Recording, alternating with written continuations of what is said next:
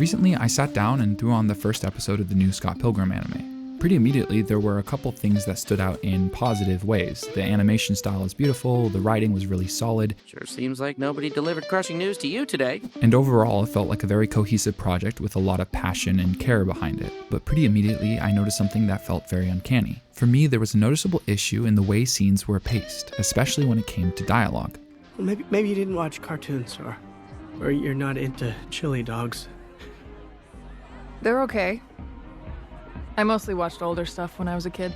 This doesn't apply to every scene. Some of the dialogue is really well paced, but it happens a shockingly large amount, especially in the first couple episodes. And initially, I was kind of unsure if this opinion was really founded. Maybe I was paying attention to something that other people weren't noticing. When I talked to a couple of friends, it didn't seem to bother them. But then I found someone that agreed. Glorious vindication. So my next step was to actually sit down and try to edit a scene together, see if the pacing was different if I could cut it down. And I actually think it showcased a pretty compelling case. My name is Pei, and today we're talking about why some people found Scott Pilgrim's pacing so uncanny.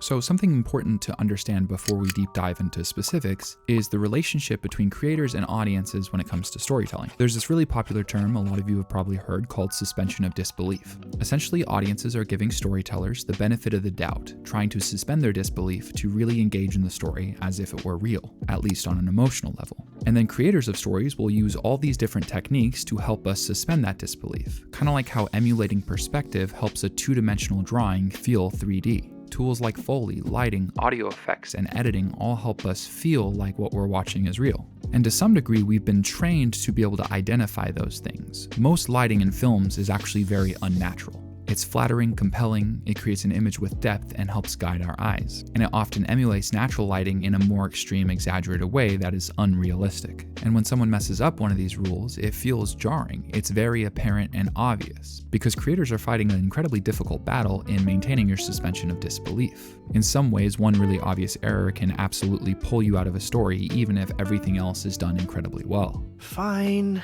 you're right, I'll do it. Good.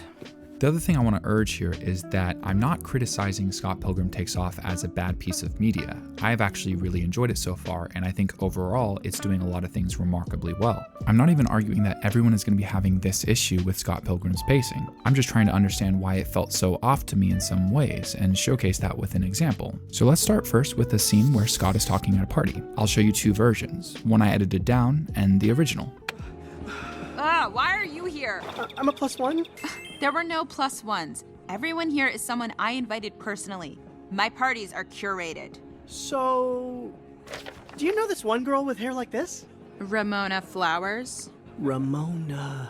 Okay, how does that feel so far? I wouldn't be shocked if you said it felt normal or maybe even a bit awkward. It's kind of hard to look at scenes like this in a vacuum, but this is actually the version I edited down. Now I want to show you the unedited version. Why are you here? I'm a +1. There were no +1s. Everyone here is someone I invited personally. My parties are curated. So, do you know this one girl with hair like this?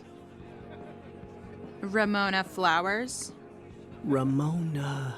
Yeah, I think there's a noticeable difference.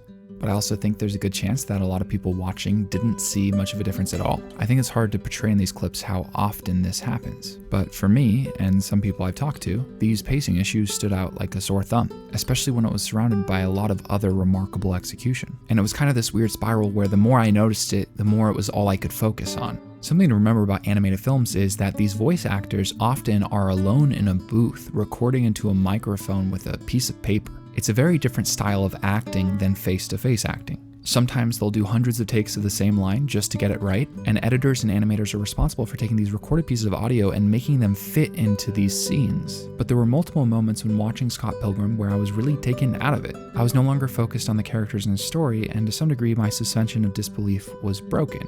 Ironically enough, in making this video, my sensitivity to these pauses has dropped a lot, and mostly now I'm just enjoying the story. Turns out listening to something time and time again and analyzing it closely gets in the way of your ability to accurately gauge how natural it feels, which funny enough could be the reason they have this problem in the first place. I've really been enjoying this show, and eventually I did just acclimate because everything else was so worth it. But the reason I made this video is because I think a lot of people will give the Scott Pilgrim anime a shot, but won't be able to get through the uncanny valley that they can't quite put their finger on. Because despite amazing aspects and so many different facets of this show, sometimes a single mistake can completely break your immersion. Thank you.